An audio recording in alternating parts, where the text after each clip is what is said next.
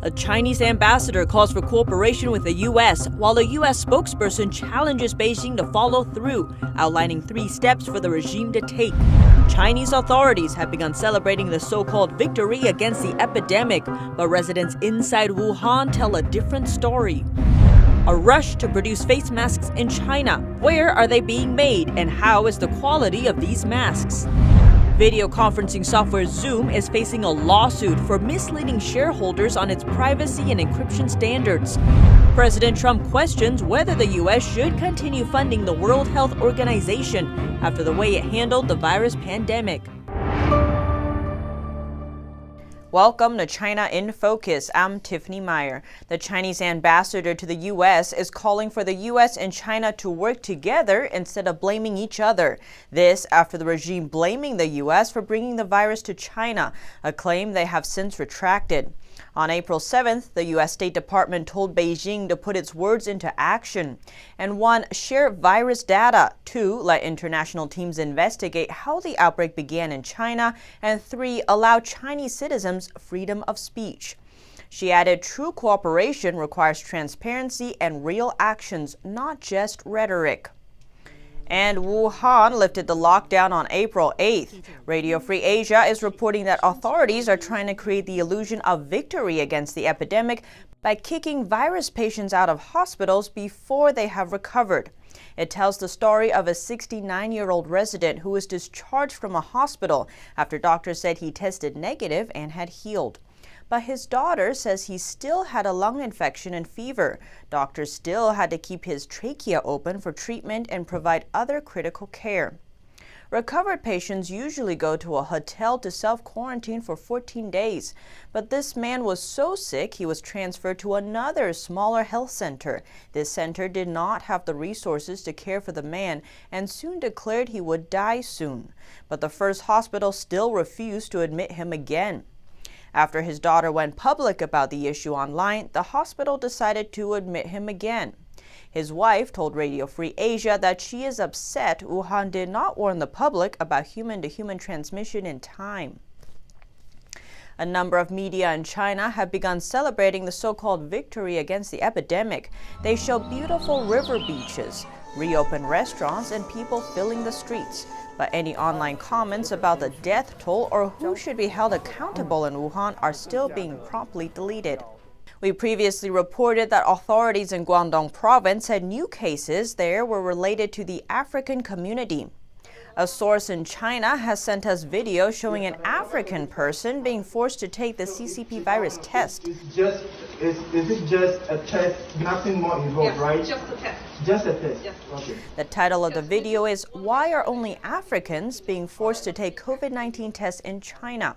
For weeks, Chinese authorities reported 0 or single-digit confirmed cases in China. They said most of the confirmed cases were imported from overseas. According to our research, cases emerged in many cities in China but were being covered up. Experts predict that when the second outbreak comes in China, the CCP will shift the blame to cases imported from other countries. Some people in Wuhan are so excited to get out of lockdown, they have been lining up since before midnight. NTD's Juliet Song reports. Tens of thousands of people are rushing to leave Wuhan after authorities lifted a 2-month lockdown. A video posted on social media shows cars blaring horns together as they leave highway toll stations. Miss Liu is one of those who have left. She lined up at the checkpoints around midnight. Stuck in Wuhan for almost 80 days, she is ready to go home. We've given her a pseudonym and distorted her voice to protect her identity. Right now, the policy is unpredictable. Since the policy has changed, leave now while you still can. The policy is changing constantly. I wouldn't be able to bear it if they put the city under lockdown again. Liu said she saw hundreds of cars coming behind her when she left. At least 65,000 people were expected to leave the city on Wednesday, based on data from the Railway and Aviation Administrations. Ms. Liu was over 300 miles away from Wuhan when she spoke to us on the road. I feel okay, pretty good. Finally, I can go back home. I can live in a spacious place. I'm happy even if I have to self-quarantine at home. At least I can go back to my own home. Mr. Chen lives in Wuhan and used to work in a neighboring province. He also left after the restriction was lifted. Leave as soon as possible. Who knows if there will be other restrictions tomorrow? Residents in other regions are not so happy about the end of lockdown, fearing virus carriers will come from Wuhan. People in Shanghai are really worried, I tell you. Several WeChat groups I'm in are all talking about this. They're all concerned about asymptomatic carriers from Wuhan.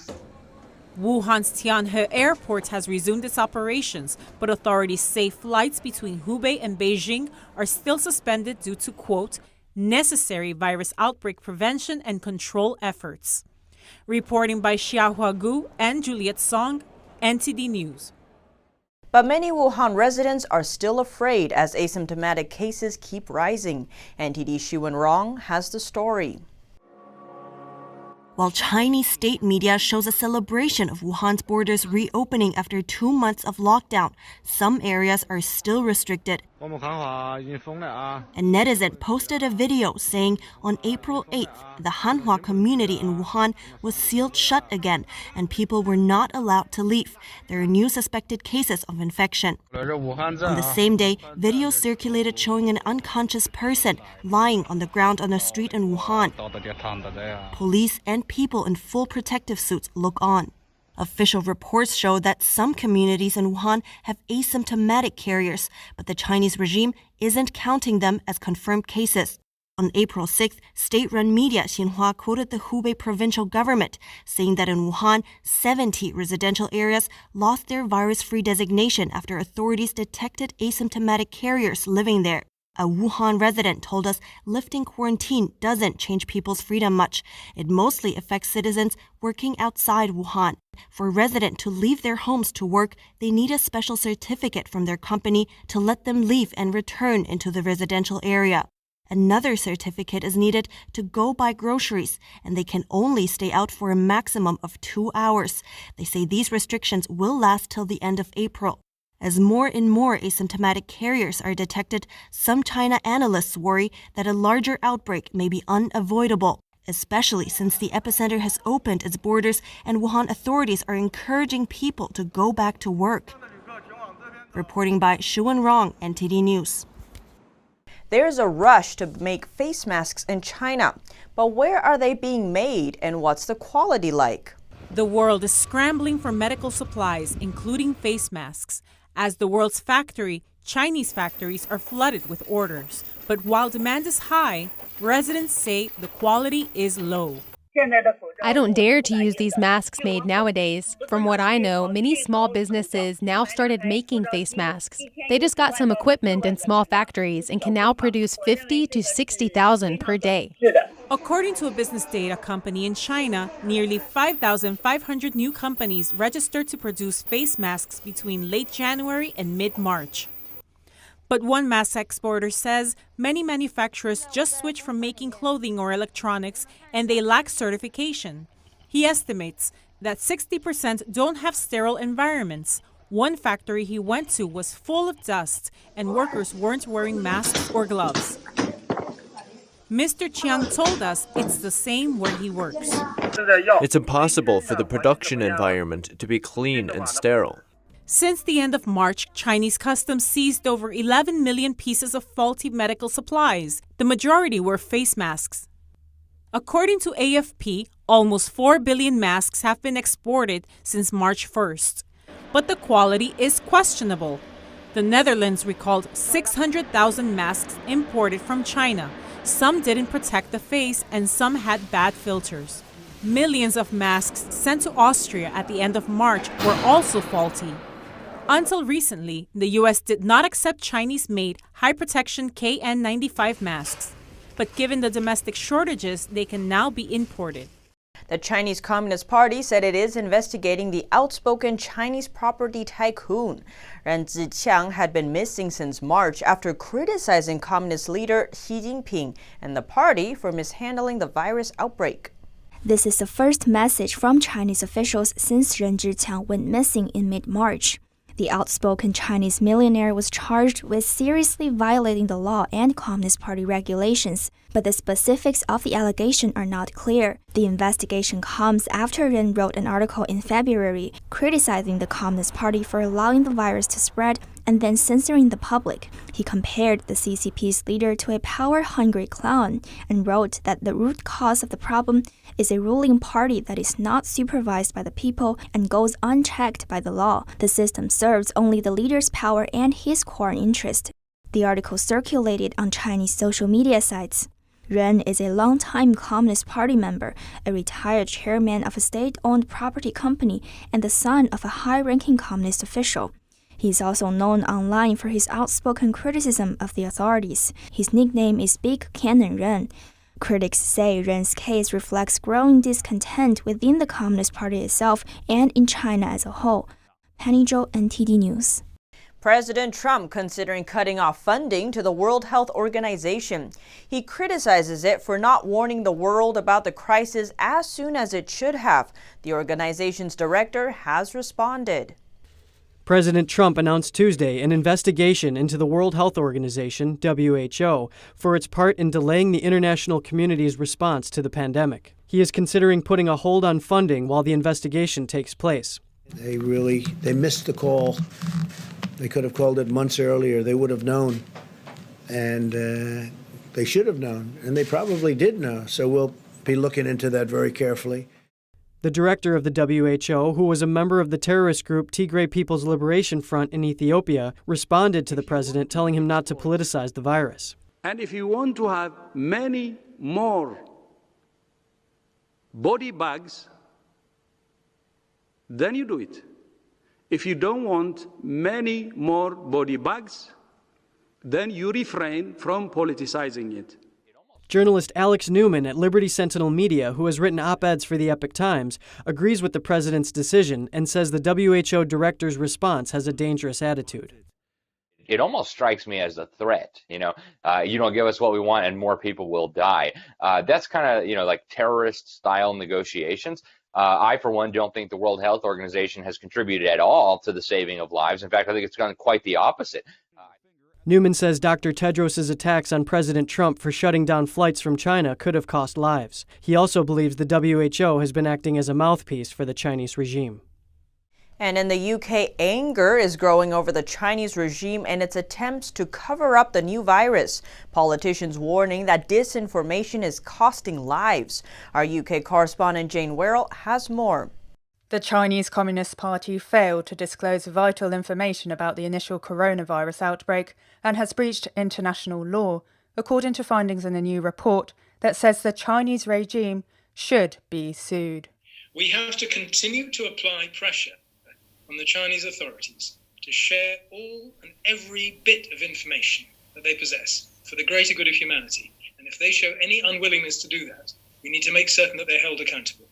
The report, published by the UK foreign policy think tank Henry Jackson Society, says China could be liable to compensate the world's top 7 economies at least $4 trillion. If you allow a rogue state like this get close to you, whether you are Iran or Britain, you're in trouble. Now we're in trouble because we have far too much in our setup already, which gives the Chinese pressure points that they can apply to us. Several lawsuits have already been launched in the US, suing the regime for the economic damage the pandemic has caused to Americans. Some British lawmakers are criticising the CCP's initial cover-up of the pandemic. Politicians from the UK's Foreign Affairs Committee said that disinformation from China is costing lives. British politician Ian Duncan Smith, former leader of the UK Conservative Party, says Chinese disinformation is happening on an enormous scale, and the behaviour can no longer continue. They seem now to be putting out misinformation all over the place about where this started, even trying to blame the United States. Some blamed Italy and said it's had an outbreak in September and didn't tell anybody. Many other countries have had enough of this behaviour by China, and it doesn't look like it's going to stop. Unreliable figures and information from China means that the true scale of the tragedy within China remains unknown, as the virus continues to take lives and infect people both inside and outside of China. People here are wanting answers. Jane Werrell, NTD News, London. Earlier, the UK Finance Minister confirmed the largest daily rise in UK death at 938, bringing the total number of deaths to 7,097. The Chinese Communist Party is trying to change the narrative surrounding the CCP virus pandemic and use it to foster geopolitical goals. But some politicians in Europe see through its efforts. NTD's Germany correspondent Christian Watchen has the story. After almost 11 weeks on lockdown, authorities in Wuhan are lifting all travel restrictions. For the past several weeks, the CCP has reported 0 or near 0 new infections in the whole of China. But not everyone is convinced the epidemic is truly over. That the Chinese had supposedly already fought the epidemic. I think this is a fairy tale of the central government in Beijing, which in turn shows what a communist dictatorship does in terms of propaganda to the outside world. Criticism is growing over the CCP's failing to contain the virus. Some politicians in Europe point out how Chinese authorities knew about it early on, and how they destroyed virus samples, detained citizen journalists, and silenced doctors who tried to sound the alarm. Already in November, the first reports within China were forwarded to Beijing and to the health authorities that there is a new lung disease. And typical for a system like China's, which is not democratic and pluralistically set up, they therefore first tried to cover it up. A study at the University of Birmingham found that if the Chinese regime had acted just 3 weeks earlier, 95% of infections could have been prevented. If we had had 6 weeks lead time, if the WHO had already issued a warning at the end of November, we would probably not have many thousands of deaths on our books. China must be held accountable. In March, the pandemic started battering Europe. China began sending medical teams and protective gear, though many were regular exports, to affected countries like Italy. The regime used those efforts as part of a propaganda campaign to restore its image. I find it really bizarre when you know how things have gone in China, how many people have really had to sacrifice their existence, even their lives, to get the Chinese central government to admit that there are problems. And today, people are pretending that China is the great savior of the world. The opposite is unfortunately the case. The regime has been targeting European countries for years. For example, as part of the Belt and Road Infrastructure Project, critics are concerned China aims to create dependency and divide Europe. They help you with fast money, with initiatives. But in the end, you end up under the heel of Beijing. You have to see it for what it is. China tries to assert its interests in the world through its economy and to raise to the next hegemonic power. As countries in Europe continue to struggle with the pandemic and its fallout, some observers see it as a chance to gain more clarity on the CCP's true nature and its intentions. Reporting by Christian Watchen, NTD News, Berlin. A shareholder now is suing video conferencing software Zoom for hiding the fact that its software isn't end-to-end encrypted. It comes after it was discovered the company is storing sensitive information on servers in China. Video conferencing software Zoom is facing a lawsuit for misleading shareholders on its privacy and encryption standards. This after it was discovered Zoom was storing private encryption keys on servers in China, what experts say is a major security risk. Zoom is an American company, but its founder is from China. It's now being sued by one of its shareholders after recent media reports on the privacy flaws caused the company's stock to plummet. Zoom was growing fast during the lockdown, jumping from 10 million daily users to 200 million. Businesses and even high-level officials using the service to stay connected. But many governments and businesses have now banned the use of the platform, including Elon Musk's company, SpaceX. And in New York, record deaths 2 days in a row. But it looks like the virus's plateau is on the horizon, if not there already. NTD's Miguel Moreno has more. Another day of record deaths in New York. Nearly 800 on Tuesday, all patients infected with the disease caused by the CCP virus. The bad news isn't just bad. The bad news is actually terrible. Highest single-day death toll yet, 779 people. Cuomo said the number may continue to rise as patients hospitalized for longer periods pass away. But there's good news. With the hospitalization rate down more and more, it's looking like New York has reached the plateau. We took dramatic actions in this state. New York paused program to close down schools, businesses, social distancing, and it's working. It is flattening the curve. Mayor Bill de Blasio also reminded New Yorkers not to jump the gun and asked them to double down on preventative measures. We know from some other parts of the world that they started to see a little bit of progress, took their foot off the gas, let down their guard, and guess what? This awful, ferocious disease started to reassert itself. And the progress has been dramatic. On ventilators alone, the city said last week it would need 200 to 300 more per day. Now de Blasio says it looks like they have enough to get through this week. Miguel Moreno, NTD News, New York. Automaker General Motors is getting a $500 million contract to make ventilators for CCP virus patients. It's the first such contract issued under the Defense Production Act. President Trump invoked the act to get companies to produce essential supplies. GM plans to deliver 30,000 ventilators by the end of August, the first few thousand by June 1st. The company says it can supply more if needed. It's spending hundreds of millions to retool its factories and suppliers. Its rival, Ford, is also planning to produce tens of thousands of ventilators over the next 100 days. In Europe, the number of daily deaths in Spain is on the rise again. And in Italy, ports are tightening their restrictions for incoming migrant ships. The number of daily coronavirus deaths rose in Spain as 757 people died over the past 24 hours. The total fatalities in the country is now over 14,000. Patients are sometimes transported to areas with more hospital capacity. To prepare, Spanish paramedics simulated transporting virus patients on a high-speed train. The trains have a capacity of 24 patients and can travel across the country. Charity ships which rescue migrants on the coast of Libya are no longer allowed to dock at Italian ports.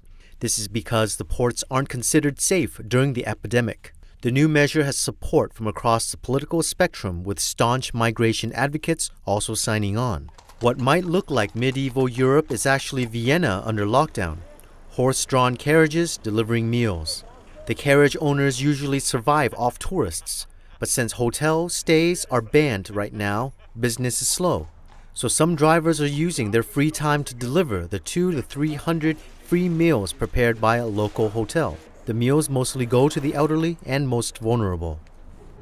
The U.S. oil market is suffering under the pandemic. Crude oil stockpiles are way up while demand is down as producers try to adjust oil production. U.S. crude oil stockpiles soared while fuel demand slumped last week, each by their mosts in a single week ever. The oil industry is feeling the brunt of efforts to stem the spread of the CCP virus. Oil markets crashed as the pandemic sapped fuel demand. Commercial aviation is virtually shut down worldwide.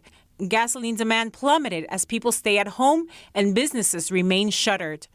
U.S. fuel demand has dropped by about 1/3 within the last 3 weeks, marking last week's record-breaking fall of 3.4 million barrels per day. The demand decline for gasoline has been especially sharp, which has been cut nearly in half in the last 3 weeks alone.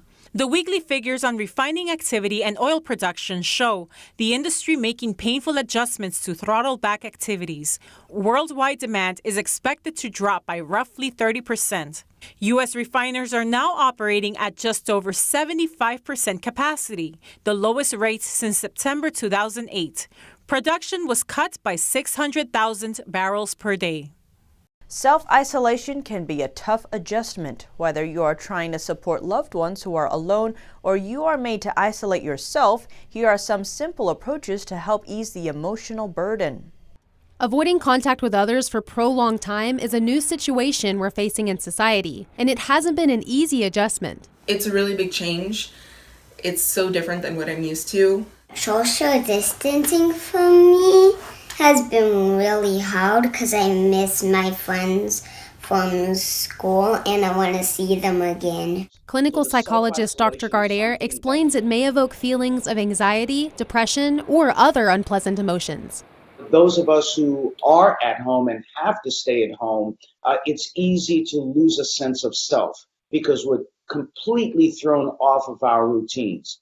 Being gone from school this long throws me off, and I don't know what day it is sometimes. That, coupled with fear and uncertainty about the future, can be difficult to cope with. But Dr. Gardere says keeping up a routine is key. Where they don't lounge around in pajamas and actually wear casual clothing so that they have some purpose in their lives. And of course, exercise, regular meals. He says it's a good idea to do similar things at home that you'd normally do at work or school. And do school from 8:30 to 3:40, just like I normally would physically going to school, just now it's in a different form. And another tip from psychologists, keep spirits high by staying in touch with loved ones, helping to make the isolation a little less isolating. Melina Weiskup, NTD News, New York. And health officials in Iran say China's virus data misled global organizations and caused them to underestimate its potential impact. Iran's health ministry spokesman, who is also a doctor, said initially China made it seem like the virus was no different than the flu. Iranian health officials have doubts over China's reported number of deaths from the CCP virus. AFP reported that pioneer AIDS specialists and head of the Iranian Center for HIV and AIDS said China's numbers are not trustworthy. She also said the Chinese regime is retracting many of their articles and that the studies and figures once published were not accurate. Another Iranian task force official, Hamid Suri, said China's figures were far from the truth. The epidemiologist saying he based his judgment on the worldwide spread and high fatalities worldwide. Suri on Monday estimated there were 500,000 cases of the virus in Iran, many more than some 60,000 of Iran's official figures. He says many cases are undetected. Iran's health ministry spokesman, who is also a doctor, came under fire in recent days for questioning China's transparency. He said China made it seem as if the virus was like the flu, but less deadly. Another media outlet, The New Arab, reported he had called China's virus data a bitter joke. He said the information given by China led 11 academic centers in the world to initially underestimate the threat from the virus. Here at China in Focus, we bring you first-hand information from inside China. Don't forget to subscribe for the latest updates.